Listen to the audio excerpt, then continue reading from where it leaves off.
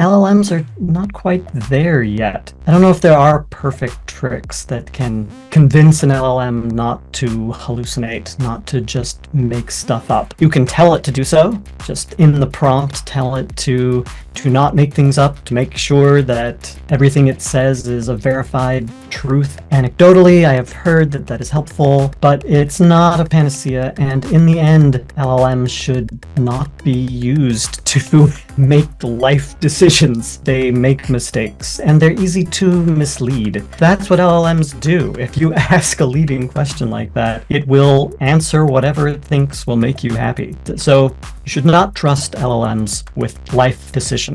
Financial, legal, health, you should do research.